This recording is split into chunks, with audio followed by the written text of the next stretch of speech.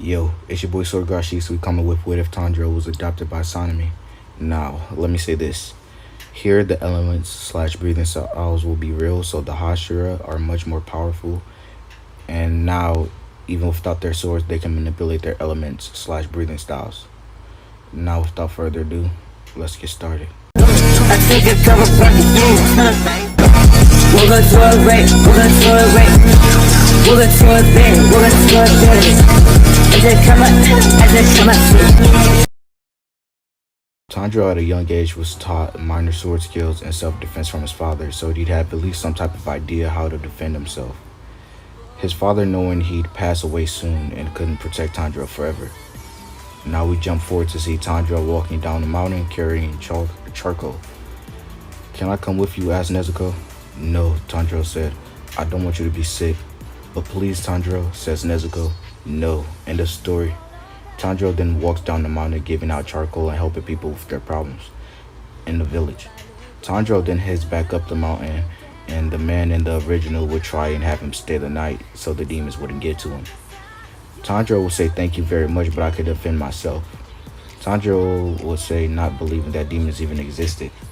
Tanjiro continues to walk up the mountain. As he gets home, he is greeted by his family in a meal, as he is hugged by his mother because he's just such a good kid. After eating, Tanjiro will lay in his bed and go to sleep. Once he woke up, he heard something, a noise, and he smells blood. He rushes out, sliding open the front room door just in time to see his mother on her knees, holding her neck. Then he looks next to her to see this monstrous creature standing before her. Now, he didn't believe in them at first, but he knew this unknown smell, this deformed creature. His instincts screamed at him, demon. Tanjiro's mother, looking up, seeing Tanjiro, barely manages to get it out. Tanjiro, run. Tanjiro cries as he looks over to see his siblings rising up as demons. He grabbed an axe and he just breathed how his father told him to back then. He didn't get it, but he just did. Just then, it all came to him. The demon who caused all this would rush at him, and instinctively he dodged, barely getting sent into a wall. The demon would then jump at him while he's on the wall, but Tanjiro would then cover the axe and sub-breathing, cutting the demon's head off as it lunged at him, blood splattering all over Tanjiro as he shook. He stood as the axe trembled in his hands, seeing all of his family slowly walking toward him, being mindless demons as he cries. Nezuko then runs at Tanjiro as Tanjiro jumps back, trying to avoid her, not wanting to kill her.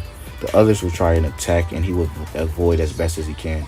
He jumps on the wall to pounce off it again to gain distance, but Nezuko grabbed him by his collar, and he then slips. She then goes to eat him, and his fight or flight activated, cutting her head off. As he does, his eyes widen and tears flow as he almost throws up. But just then, he sees his family members crying. Still somewhat conscious, not wanting to do what they are being forced to do. Just then, something snaps in Tanjiro, as if he lost his emotions, but in reality, he just came to the conclusion death is the greatest mercy that he could give his family. The axe no longer trembled. Tanjiro gripped the axe with strength as he rushed toward his family, decapitating them each one by one. After he's finished, he sat there wide-eyed, covered in blood, in silence. As he does so, a white-haired man entered, seeing the boy covered in blood. He looks at the scene with his eyes widened, seeing the axe covered in blood laying next to the boy and a bunch of decapitated demons. With one look at the situation, sanemi knew what was going on. "I see. He was forced to take his own family's life. I know that pain. But he has it even worse than me. At least I had Genya. He has no one." Sanemi then kneels down and tries to talk to Tanjiro, and he shakes him back into reality as Tanjiro looked up at the man, and his dead eyes faded in more, having glanced upon the person who has the same pain in his eyes as him. Tanjiro then barely speaks. "What do you want?" But he doesn't sound like how Tanjiro would. Tanjiro was a nice, caring, and loving boy. He wouldn't hurt a fly, and he helped everyone. But this tone was aggressive, cold, and angry. This tragedy had really taken a toll on his personality. Sanemi asked him what's his name. I'm Tanjiro Kamado. I see. Come with me, Tanjiro, Sanemi would say, standing and turning. To where? Tanjiro would ask. Sanemi had looked at the boy and made a decision within that same glance. To my home. From now on, you'll be my little brother. After hearing these words, Tanjiro jumped up and followed after Sanemi, and that's where we fade out. We fade back in to see Sanemi bringing Tanjiro to his house. He showed Tanjiro where the things are and introduced him to Genya. Him, Sanemi, and Genya talked, although it was more like Sanemi and Genya asking him questions and explaining things to him about demon slayers, about breathing styles, and demons' upper moons and lower moons, and Muzan himself. Tanjiro had decided that he wanted to become a demon slayer, train his heart out to become the strongest Hashira, and kill Muzan Kibutsuji. Then you will need help. Final selection is in around 2 years and 6 months. You need to train to pass, Sanemi said. Tanjiro agrees, and they begin training. Jump forward 2 years later, seeing a 15-year-old Tanjiro sparring with Sanemi. Sanemi jumps off a tree, slashing at him, and Tanjiro jumps back, countering with one of his blades. Sanemi then speeds behind him, slashing multiple wind blade attacks at him. Tanjiro stumps out using the wind of his own, clearing the wind Sanemi sent at him. Tanjiro then jumps at Sanemi using the wind to boost his speed, appearing above Sanemi. Wind breathing, second form. Claws purifying wind, he would say, slashing at Sanemi. Sanemi would just jump back, slashing multiple times with the wind, clearing it with his blade, beginning a small cut on his arm, as well as sliding back from the wind pressure.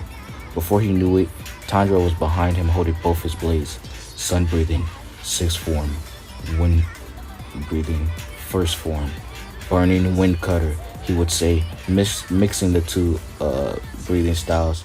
The wind magnifies the fire as Sanemi blocks it with his blade but gets sent flying with him slamming into the ground. However, he then made a wind dragon, blowing it at Tanjiro. Tanjiro then cuts the head off.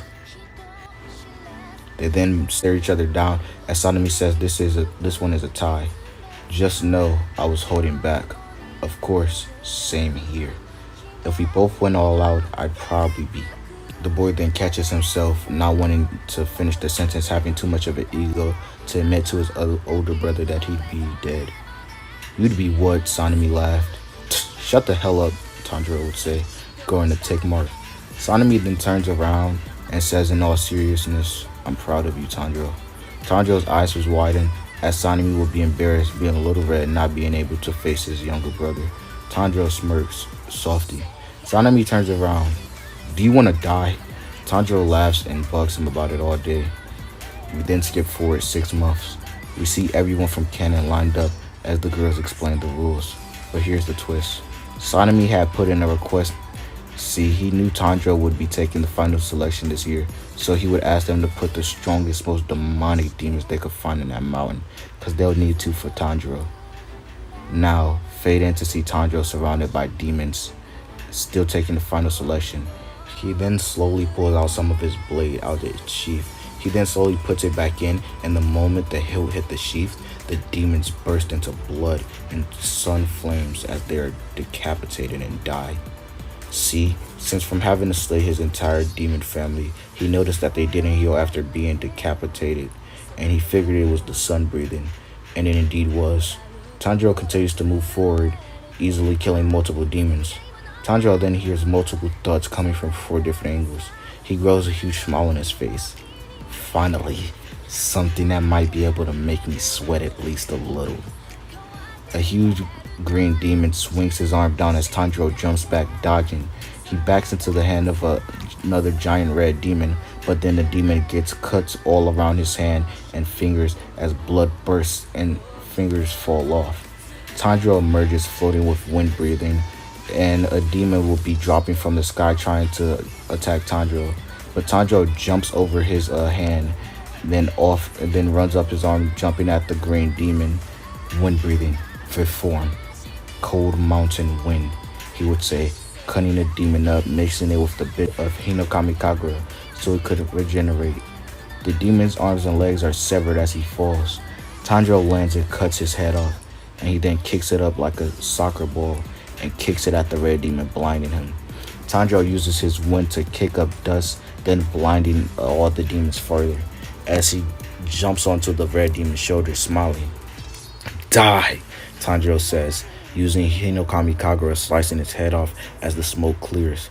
The last giant demon just sees Tanjiro dashing at it with sun flames on his blade. Using a hilt, Tanjiro stops to hit the demon in the stomach, burning him from the flames surrounding it. As the demon coughs up blood, Tanjiro then jumps up, backflipping, kicking it in his chin as it stumbles back. Tanjiro then seemingly disappears from the sight, reappearing behind the demon with his back turned as he sheathes his blade. The demon's head then goes flying, and Tanjiro frowns. Too easy. Oh well, at least it was harder than those other pathetic excuses for demons. Tanjiro then decides to head back, killing all demons who stood in his way, saying there's no reason in staying and killing these demons. They're all weak. He'll leave it to the rest who are trying to become demon slayers. We fade in to see Zenitsu, Tanjiro, Genya, and Kana emerge, all roughed up beside Tanjiro. They all look pathetic. Tanjiro then looks to his right and notices Kanao. He notices her beauty, and he is kind of struck. Tanjiro then notices Genya and says, I see. So even my brother had trouble. The two girls would then tell them to return home and wait for the swordsmiths to deliver their reaching blades and uniforms. Tanjiro then returns home to walking with Genya. And when Sanemi asks him how'd it go, Tanjiro says, did I just hear concern in your voice? He laughs. Shut the hell up and tell me how it went.